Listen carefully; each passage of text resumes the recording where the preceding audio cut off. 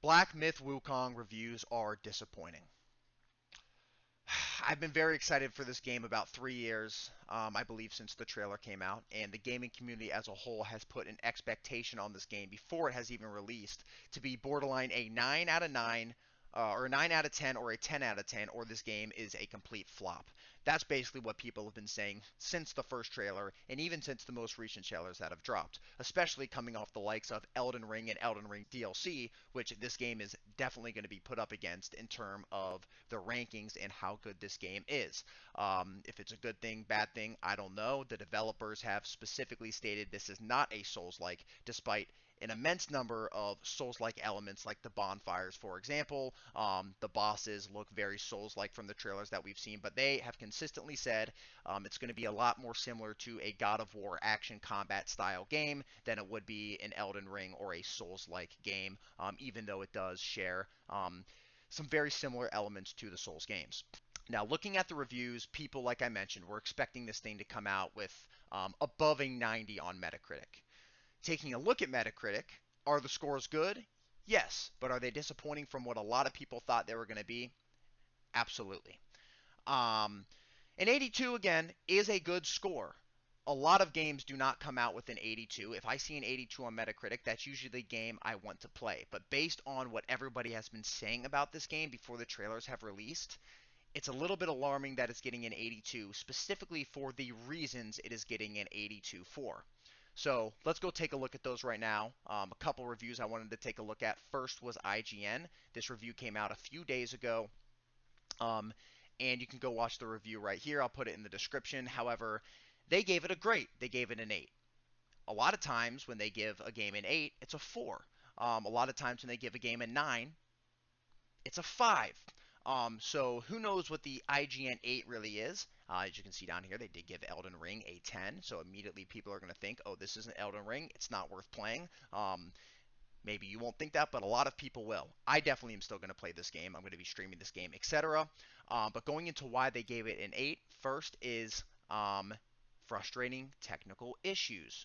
So what specifically does this mean? So I know after watching the review, they specifically made a point that they played it on PC. Is this going to be a game where the PC port is terrible and the console ports are, well, the console versions are going to be great? I don't know. If that's the case, that's a little bit bullshit. I don't know how we're still in 2024 and people aren't making good PC ports and console games at the exact same time. It's been a number of years now since this has started to be an issue. It is still an issue. It'll always be an issue, and it shouldn't be an issue. Oh well. Everything else looks pretty good on IGN's review. Great action game with fantastic combat, exciting bosses, some secrets here, so there's probably a lot of extra content if you actually go and look for it. That's something I'll definitely do when I play the game. I pretty much try to search literally every tiny little thing when I play. And a beautiful world. These are all great things. So the only big thing that I'm a little bit worried about is those technical issues. But then you take a look at some of the other reviews that are definitely holding the overall score down on something like Metacritic. And that's when we get to Screen Rant.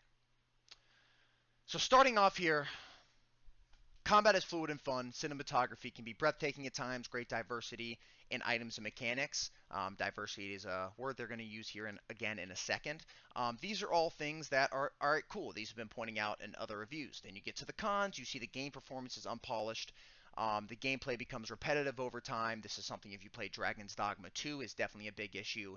And then you see lacking in inclusivity and diversity. This has nothing to do with if the game is a good game and if the game is fun or not.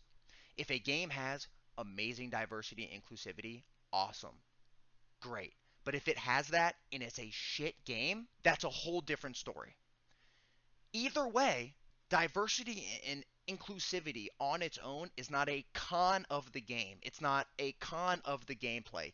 It also is not a con of the story if it's not specifically taking away from the story. A lot of times they throw things in there into the game and it specifically makes the game worse because they're more focused on doing that than making the game an actual good game in the first place. They're trying to get their brownie points. They're trying to get their investment. We've seen this. They hire Sweet Baby Inc. and the whole game goes to a version of a game that should be more gritty, that should be more hardcore, and obviously that's not necessarily what diversity and inclusivity always means, but you're playing as a legit monkey in this game, bro.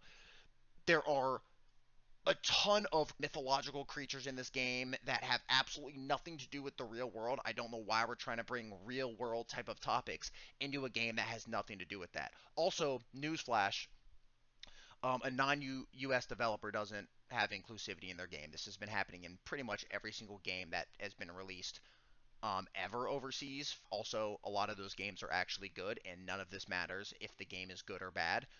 Just review the game on if it's good or bad. So this is another reason why those scores are being brought down a little bit on Metacritic, because they're reviewing the game based on the inclusivity and diversity within the game, and not reviewing the game based on the story, based on the gameplay, etc. They just had to throw that in there as a con, and they gave it a 3 for that. If the game becomes repetitive over time and the game performance is unpolished and that knocks it down to a 3, fine. This is not a con of the video game. So just want to point that out. The last one I want to look at here real quick is Game Rant. Game Rant also gave it a 3 for a lot of the similar issues that IGN has pointed out.